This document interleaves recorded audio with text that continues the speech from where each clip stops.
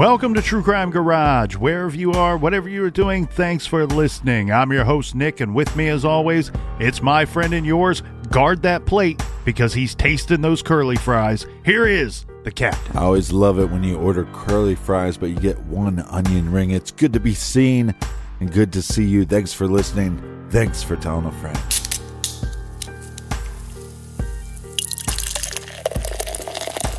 This week, we are very excited to be featuring Hazy Jane New England IPA by one of our favorites, BrewDog. This is a New England IPA retuned in Scotland and left unfiltered for a hazy appearance and smooth delivery. Dry hopped with pineapple, mango, and a hint of zesty lime. Garage grade 4.25 bottle caps out of 5. And here's some big cheers to our friends who helped us out with this week's beer fun. First up, a cheers to Tiffany in Alabama. And a big shout out to Brooke in Benton, Arkansas. Here's a big cheers to Angie and Vinny in Bonita Springs, Florida. And a big we like your jib to Catherine in Tucson, Arizona. Here's a triple cheers, Captain, to Kai, Logs, and Dee up in big, beautiful Saskatoon, Saskatchewan, Canada. And last but certainly not least, we have Miss Sarah in Shetland, Scotland. Everyone we just mentioned went to truecrimegarage.com, and they helped us out with plugging the holes in the old beer fridge, and for that, we are grateful. Big shout out to the Big D, BWERRUN, Beer Run. Make sure you subscribe to the podcast. Make sure you tell a friend. Make sure you share it with people on social media. And that is enough of the business. All right, everybody, gather around, grab a chair, grab a beer. Let's talk some true crime.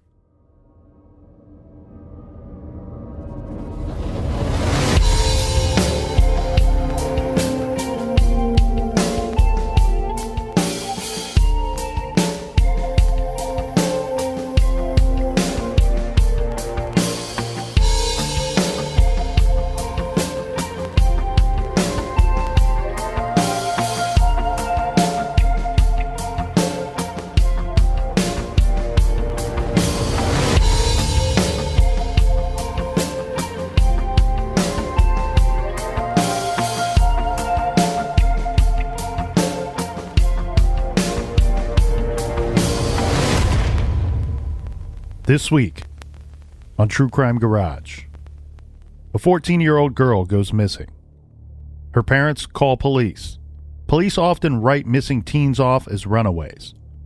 But in this case, she pretty much was a runaway. But then, she turned up dead, a victim of a very violent homicide. This teen girl was gone for days and then thrown over a bridge. Detectives say her body was dumped there, but she was not killed there. Under her body, investigators found what they believe was the murder weapon. This was just one of several pieces of evidence collected from the body recovery scene. Evidence the Clay County Sheriff's Office still has and is resubmitting for DNA testing. Some evil monster simply discarded her like trash. And no one is talking. But why? Was she the victim of a serial killer? Did she become just another young girl in a string of victims? Or did she fall prey to someone closer to home? This is True Crime Garage. And this is the case of Jennifer Medernach.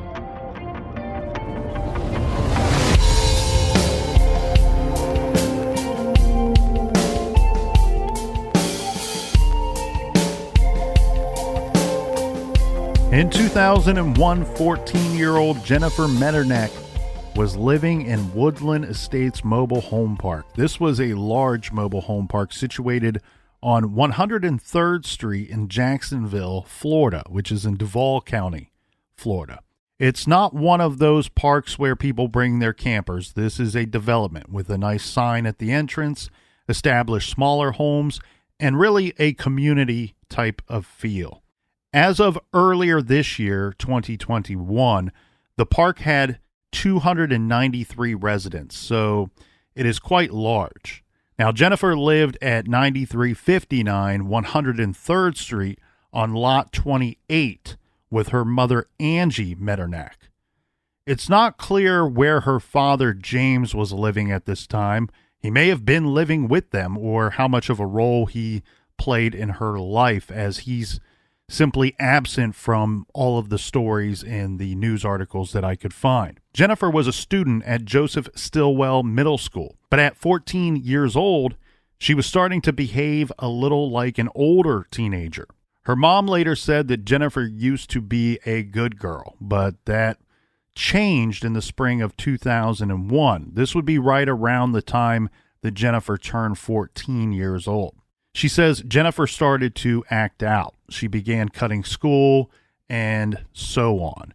Angie said, as quoted in the Florida Times-Union, quote, she started going downhill last year at the end of the school year. She had to go to summer school. She started getting into a little trouble. Now, 3 weeks before everything happened, everything being what we're leading up to here, Captain, Jennifer got a ticket because she was caught smoking at school. So as you can imagine, Jennifer and her mom started butting heads, as often happens with teen girls and their mothers. And over the weekend of November 3rd and 4th, 2001, Jennifer and her mom had a big argument. Now, according to Angie, the two had words over the state of Jennifer's room. It was such a mess that her things were spilling out into the hallway. Now, Angie later told the Florida Times-Union that on that Sunday, November 4th, the two worked together to clean up the room, and afterward, Jennifer was allowed to go out to hang with some friends. And at that time, Jennifer left with a girlfriend, someone her mother did not know. As she was told, Jennifer and her friend were going to walk to the Safari food store.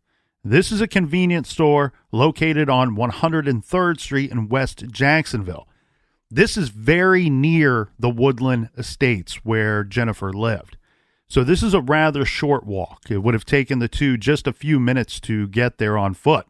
Angie said Jennifer kissed her goodbye and told her that she loved her. Now that's the nice version of the story, and if that's what Mom says happened, well, unless you're Casey Anthony or a few other moms that we've discussed here on the show, then we will go with that. We will go with what you're saying. But I do want to take this quick moment here to present a slightly different and maybe still possible series of events, because we've seen this too many times. Maybe Mom and Jennifer have some type of blow-up argument, and in typical teen girl fashion, Jennifer storms off to meet up with her friend, and because she left in a tizzy, Jennifer took nothing with her.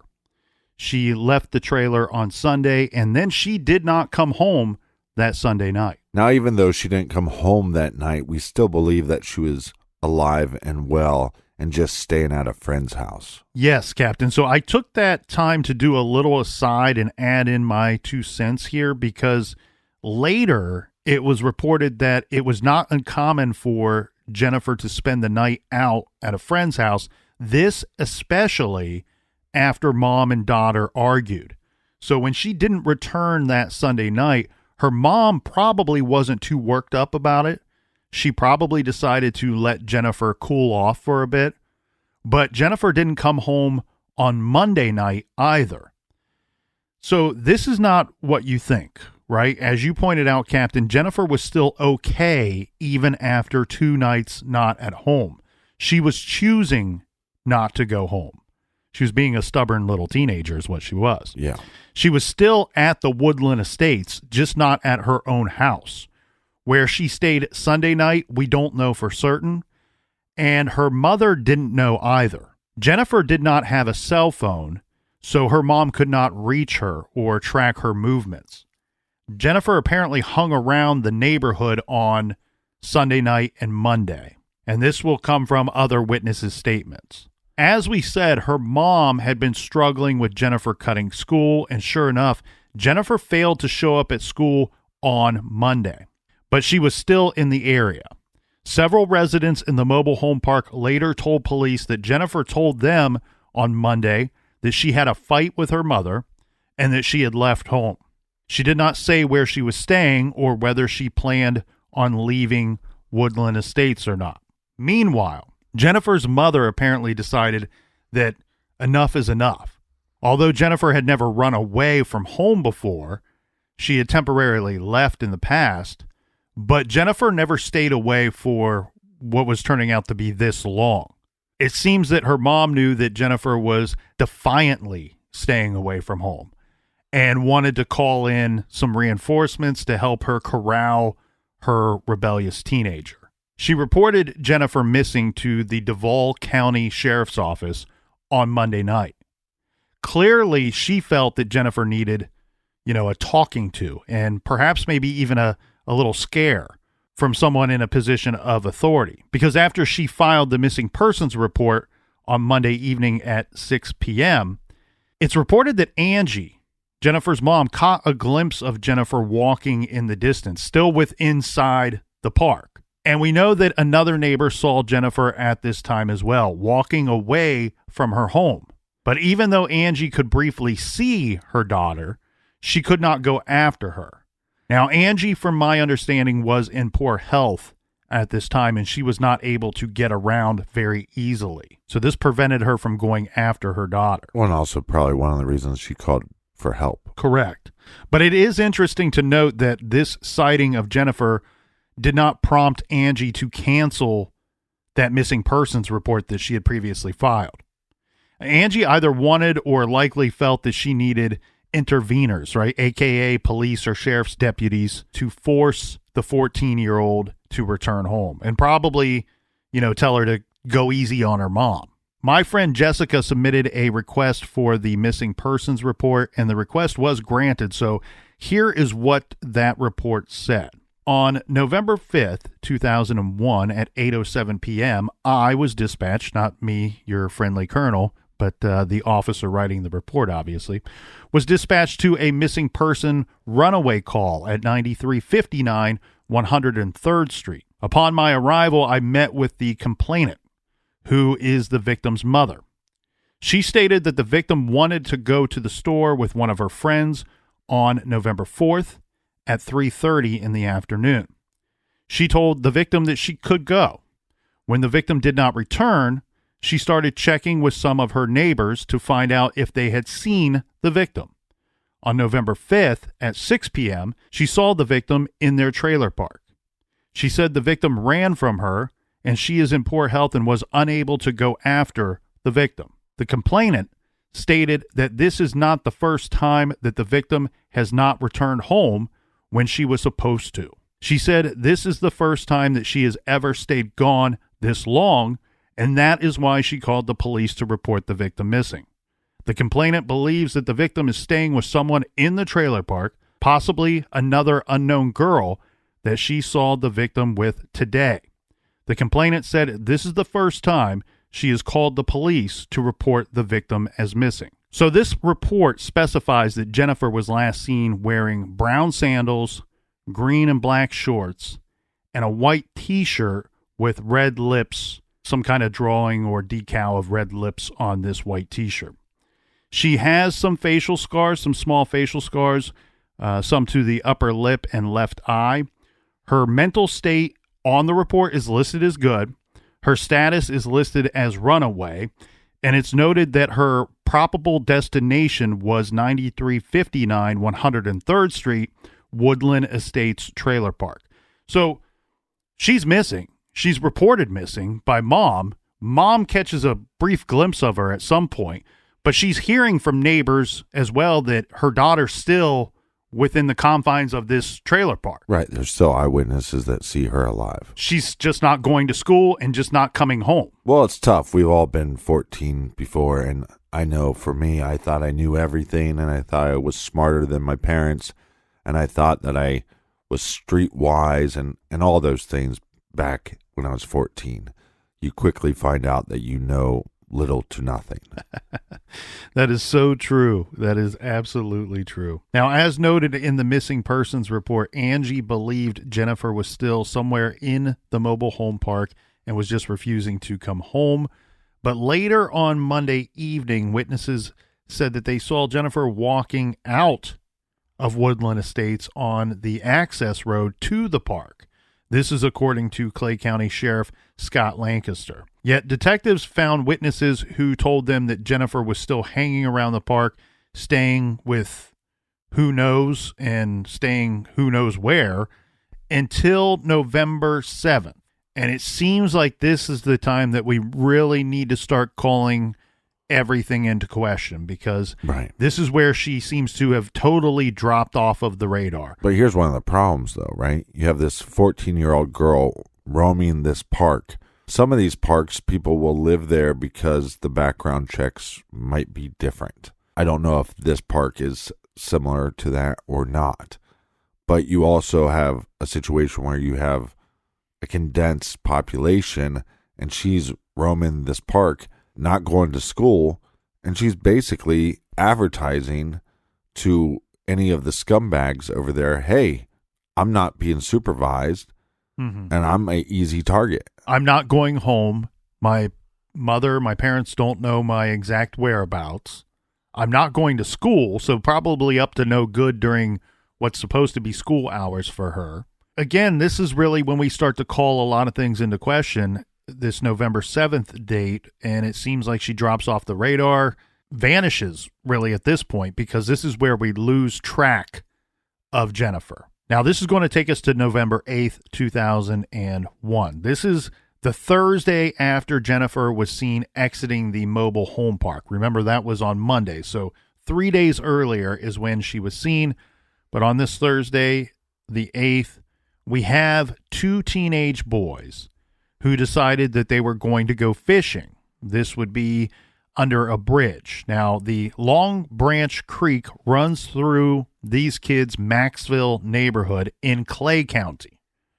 Remember, Jennifer Medernach was reported missing in Duval County. Right. This area where these boys were going to go fishing, this is a remote area described as desolate in one article, about 13 miles away from the Woodland Estates and about 2 miles across the Clay County, Duval County line.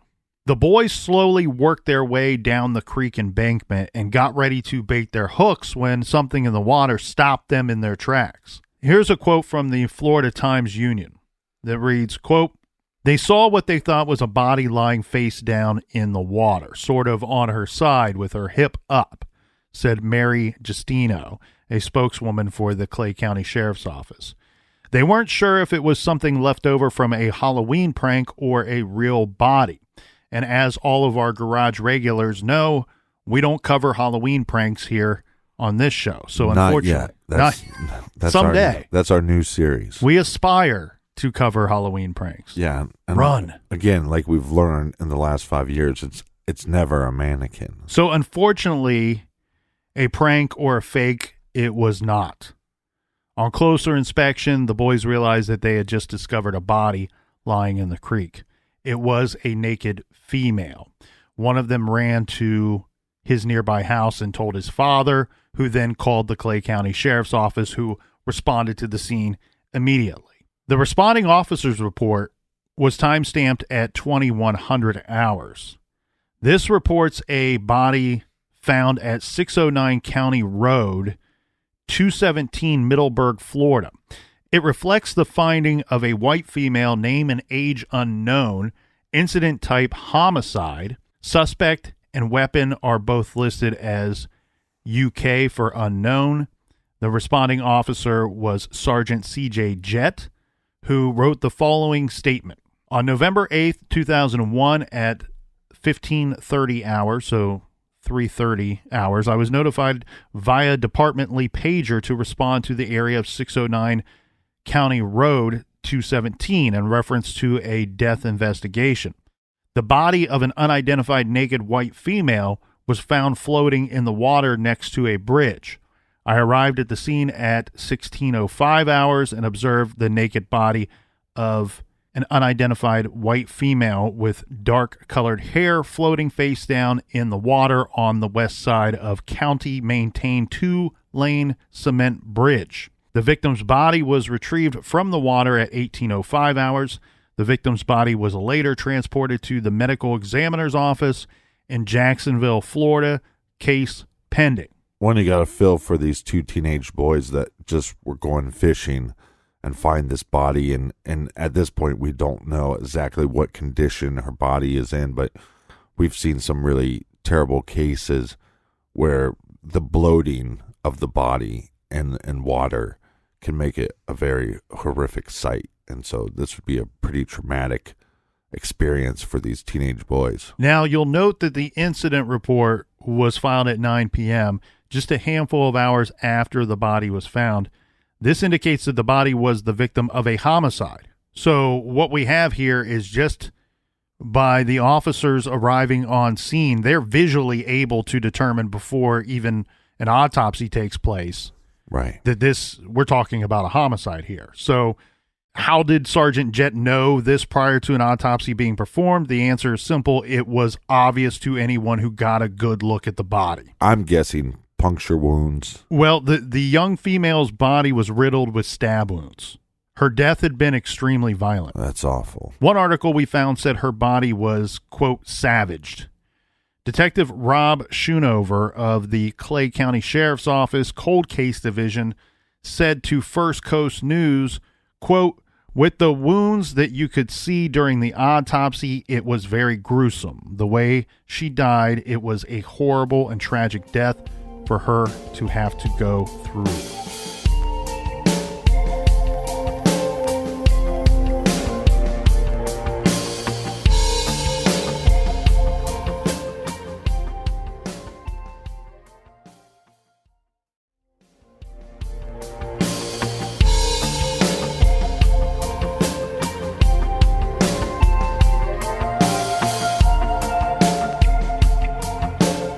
All right, you filthy animals. If you're an animal and you're nasty, make sure you check out our bonus show called Off the Record on Stitcher Premium. You can find out more information at truecrimegarage.com on that. All right, we're back. Cheers to you, Colonel. Cheers to you, Captain. Cheers to all the people who bought the good seats up front. The officer responding to the creek where Jennifer's body was found was Sergeant Jett, who noted that the body was removed and then sent to the Jacksonville Medical Examiner's office for the autopsy. Now, we tried to get a copy of this autopsy report, but could not get our hands on it. I have some speculation to offer up here in this regard, though.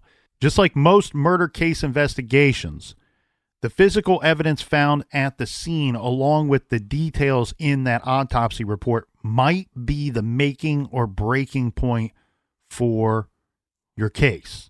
But I believe here in Jennifer's case, it's even more important, and that may become more clear as we continue on, because as we get through some of these details and specifics here, Captain, we are going to get into some rather interesting suspects in this case. Well, a couple issues if you're dealing with this investigation is that the body is found in water. So water is known to get rid of certain parts of evidence. Also, we don't know if her body was placed in the water and then moved at some point. The autopsy might be able to show us that. But also, being outdoors, it makes the scene of the crime a lot larger and harder to search. So that's a perfect setup for some of the information that we are going to get into right here, right now. Well, so, I've been practicing. That's right. One statement we were able to get our hands on does offer up some more info, at least in regards to the possible time of death. Now, that statement was, officials said the unidentified woman died 1 to 3 days before she was found. Plus, Sheriff Lancaster told the media at the time that the body was mildly deteriorated when it was found, indicating that she had been dead for more than just a couple of hours. Now, more recently, Detective Schoonover told us that Jennifer was seen alive the night before she was found. So we know, based off of this information, that she was dead for not more than about 24 hours. Right, so we have a timeline, and normally in these investigations, the more information we find, the smaller that timeline becomes, that smaller window of when the crime could have taken place. Now, do they believe that she was murdered at site, or is this a dumping ground? Because to me, this seems like she was placed there after the murder. So we also learned that she was not bound or restrained in any way when she was found. The Clay County Sheriff's Office spokeswoman Mary Justino told the media that investigators believed that the woman found in the creek likely was killed at another location before her body was dumped under a bridge on County Road 217. This road is just south of the Duval County line. The bridge was a 2-lane highway over the creek. Now, Detective Schoonover told True Crime Garage that investigators believe that the evidence at the scene showed that the woman had been thrown off of the bridge and was already dead when she was discarded, likely transported by vehicle. So she was killed somewhere else, likely transported via motor vehicle, and then thrown from the bridge rather than carried down the side of the embankment. And of course, we know who the homicide victim was, but at this time in our timeline for this story, who this young murder victim was still unknown to investigators and the public. On November 9th, the Clay County Sheriff's Office released some information about the woman found in Long Branch Creek. They were trying to gather information from the public about who she possibly was. To your point, like you said, she's found in a different county. So one of the things that law enforcement is going to do is to reach out to neighboring counties and go, do you have a missing female? Yeah, comparisons of her physical description to that of missing persons reports from the area turned up nothing, which is difficult because we know she was reported missing, but as you said, this is a different county. So again, this is kind of surprising given the fact that the missing persons report was filed in the adjacent county of Duval County 4 days earlier. But anyway, they didn't put this together at the time. So the Clay County officials issued a statement and a facial reconstruction sketch of the unidentified victim. The statement said that the body found was, per the Florida Times-Union, a white female in her early 20s who stands 5'2" tall and weighs 115 pounds with brown eyes and dark brown hair falling below her shoulders. And she had a 1.5-inch scar near her right eye, 2 scars on her right upper lip near her nose, and a single piercing in both ears. She was wearing a heart-shaped ring. And the weird thing here, Captain, is they mention, they kind of go out of their way when trying to describe this heart-shaped ring. The interesting thing here, Captain, is when they describe that she's wearing this heart-shaped ring, they also say that she is wearing an engagement ring.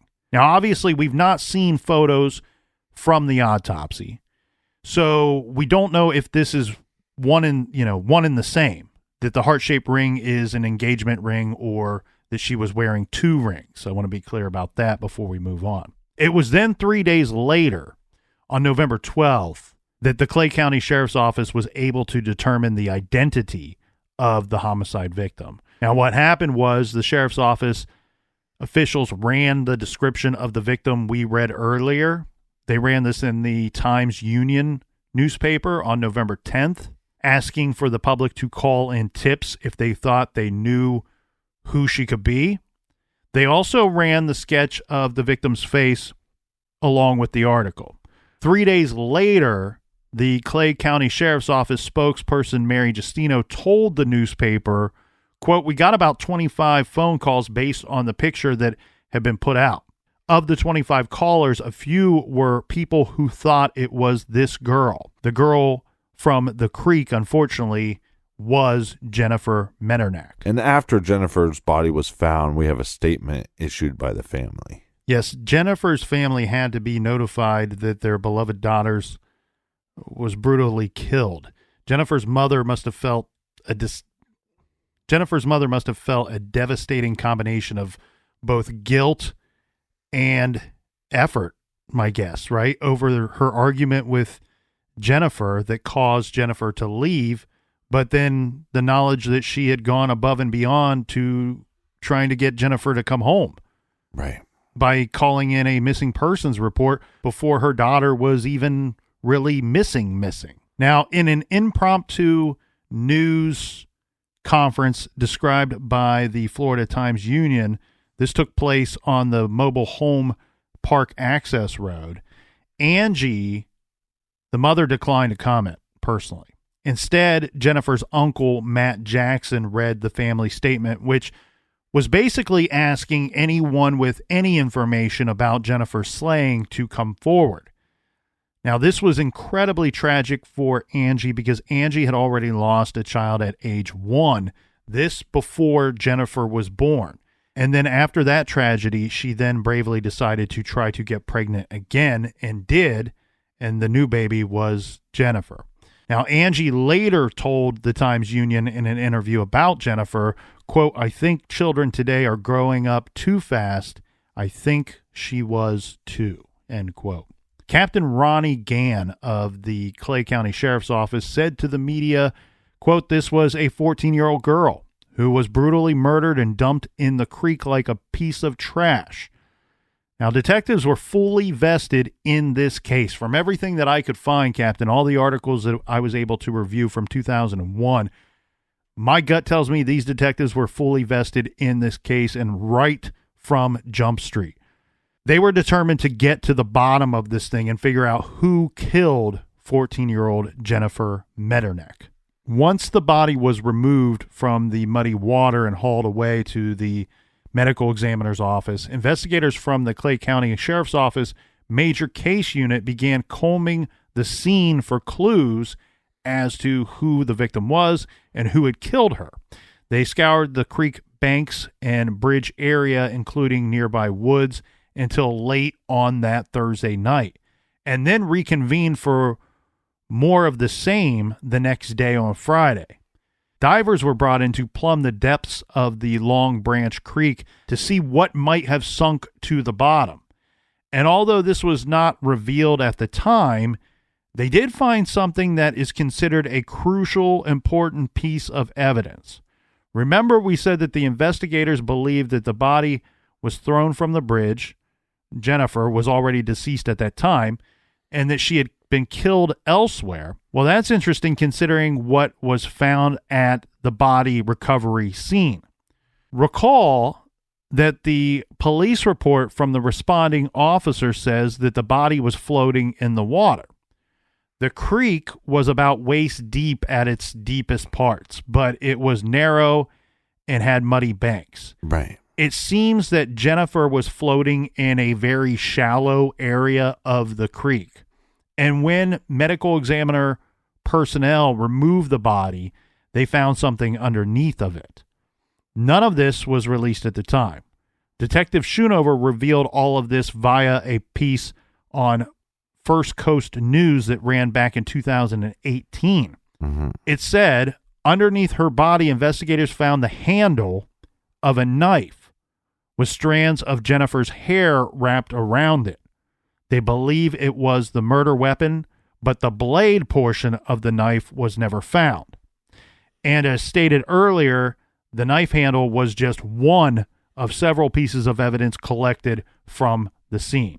If I'm law enforcement, I'm bringing out a scent dog. I know that the thought is that she disappeared from one county, she's found in this county, but maybe a scent dog will lead us in some direction of where this vehicle or this person would have went after they dumped Jennifer's body.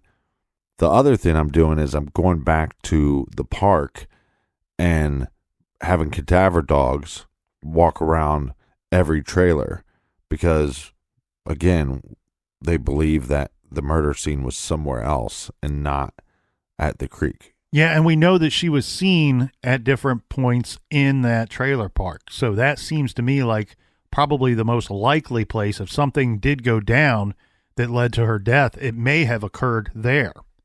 Now, investigators believe that the brass screw-top knife handle that was found, which, as the news piece said, has Jennifer's hair entwined in it, was a part of the murder weapon. The thinking is that at some point the blade broke off. The blade portion of the knife, Captain, has never been found. It was not found in Jennifer's body, and the creek was searched thoroughly more than once. Detective Schoonover believes that the knife, which was a unique style with a very large blade, broke during the commission of the murder, during the stabbing of Jennifer. For some reason, her killer threw the handle into the water where it lay on the muddy creek bottom under her body. Again, the blade, however, is never accounted for. This is a weird portion of the case to me, right? It seems to me like, I get it. You got to get rid of this body, and you probably want to get rid of the murder weapon as well, but you've only managed to get rid of a portion of the murder weapon. So I kind of kept going around and playing around with this in my head over and over again. Is this something that's just happenstance, that something that was unlucky to the killer, that the knife handle ended up in the creek with Jennifer, or was this something that was done on purpose? The knife itself, as described as the detective as unique, the best way for me to describe it, and there are some pictures of this knife handle that are available online. This is one of those cases, though, Captain, that you're not going to find a whole lot of information about online. It's kind of a lesser known Florida case. But the knife handle itself, to kind of give a little perspective on why we have the handle but not the blade, what it looks like to me is that the blade portion probably screwed on top of the handle or the guard to the handle. You'll see these knives a lot. They're like survival type knives where the handle itself is hollow, because in the hollow handle, you can screw off the bottom and place things inside of the handle. Right. A lot of people for survival type knives will place things like matches or what have you inside of the handle. Cocaine. What this makes is for a situation where the blade or there's a technical term for it, and I'm probably going to get 12 emails about it, but the blade itself does not go fully down into the handle. So it makes it more easily to break off. Right.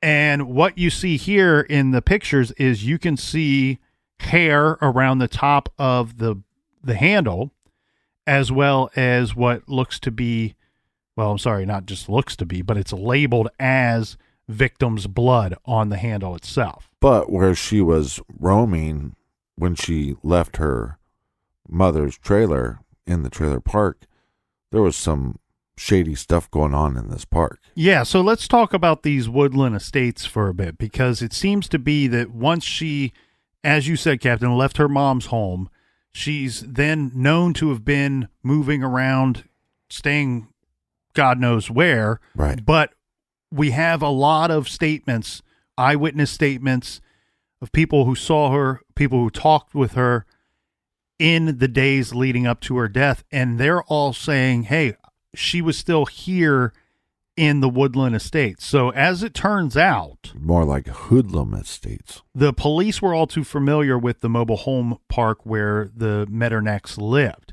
Here's a quote from a resident named Cindy Bowes who lived near the Medernachs. She did not know them personally, but her daughter was one of the witnesses who said that they saw Jennifer walking away from the direction of her home on Monday afternoon. Cindy told the Times-Union, quote, "This place is messed up. There's a lot of fighting and drugs. The police are here all of the time." Of course, investigators conducted interviews with residents of the mobile home park. They could not talk to everyone based on the sheer size of the place, but they canvassed the neighborhood and spoke with teens loitering in the area and anyone who answered the door when they knocked to ask questions.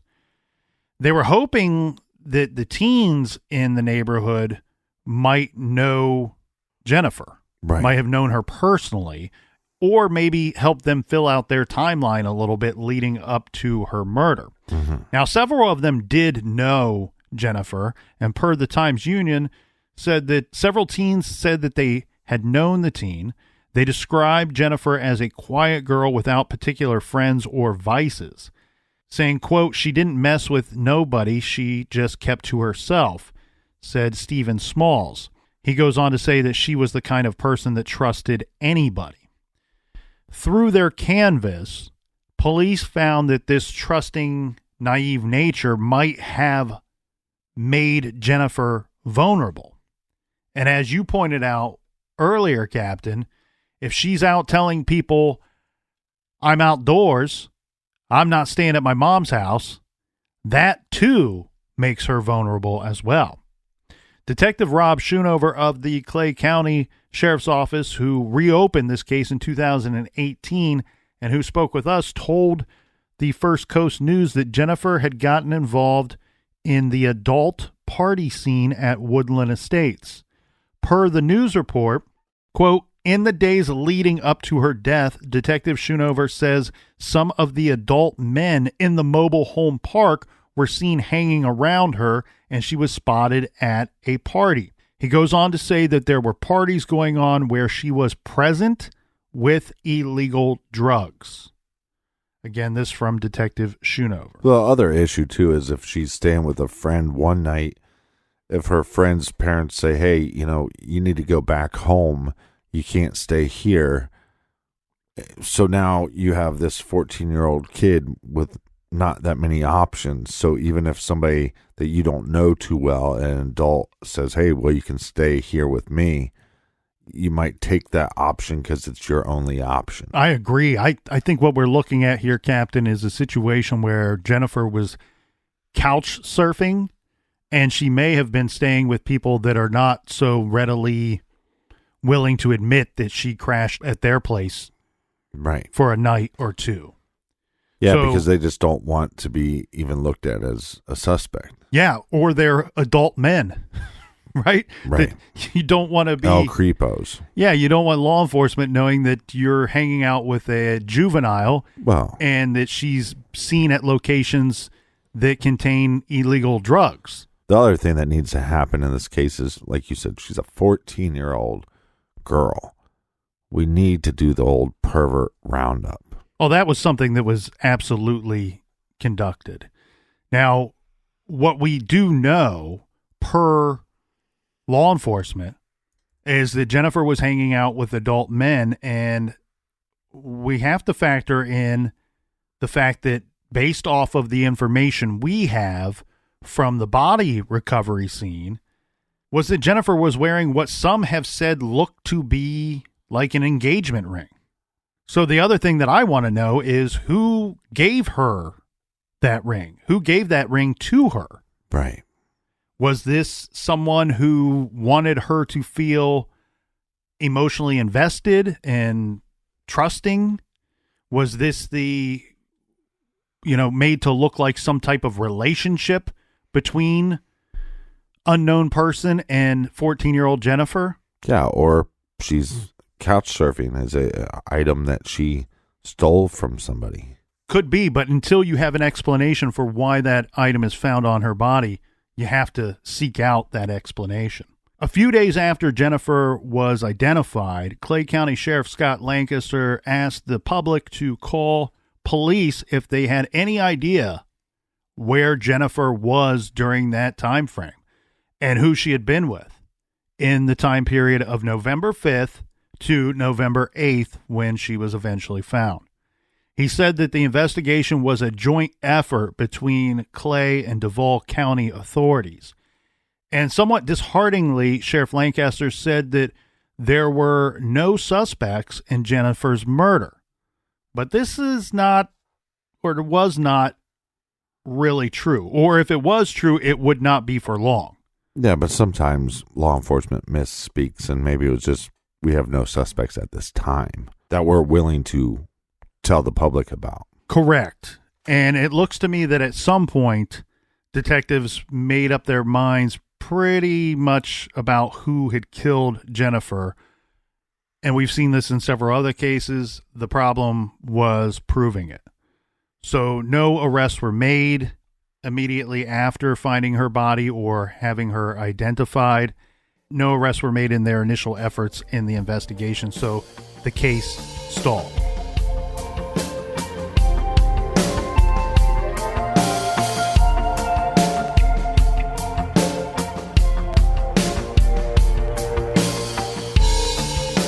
For everything true crime, check out truecrimegarage.com and join us back here tomorrow for part 2. That's right. Don't do anything. Don't go anywhere. Stay right there. Part 2 is coming at you tomorrow here in the garage. Until then, be good, be kind, and don't